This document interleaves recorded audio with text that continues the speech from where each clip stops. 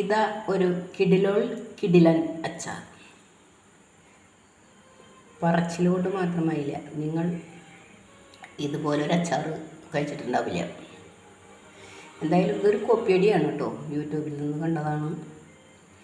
അപ്പോൾ നിങ്ങളുടെ വീട്ടിൽ മൂവാണ്ടൻ മാങ്ങ ഉണ്ടെങ്കിൽ മാങ്ങ തൊലിപാടെ ഇതുപോലെ നീളത്തിൽ അരിഞ്ഞെടുക്കുക.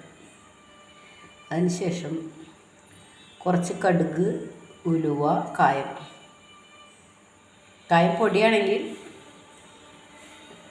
അവസാനം ഇട്ടാൽ മതി. അതല്ലാന്നുണ്ടെങ്കിൽ ആദ്യം തന്നെ കായം വറുത്തെടുക്കുക, എണ്ണയൊന്നുമില്ലാതെ വറുത്തെടുക്കുക. അതുപോലെ കടുക്, ഉലുവ, ഉണക്കമുളക് ഇതും എണ്ണയില്ലാതെ വറുത്തെടുക്കുക. അതിനുശേഷം നല്ലെണ്ണ ഒഴിച്ചിട്ട് അതിലേക്ക് ഈ മാങ്ങയിട്ട് ഒരു 2-3 മിനിറ്റ് ഒന്ന് വഴറ്റിയെടുക്കുക.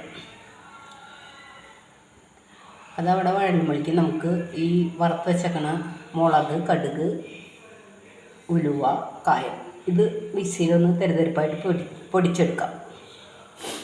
അപ്പോഴേക്കും മാങ്ങ അത്യാവശ്യം ഒന്ന് വഴന്നിട്ടുണ്ടാവും.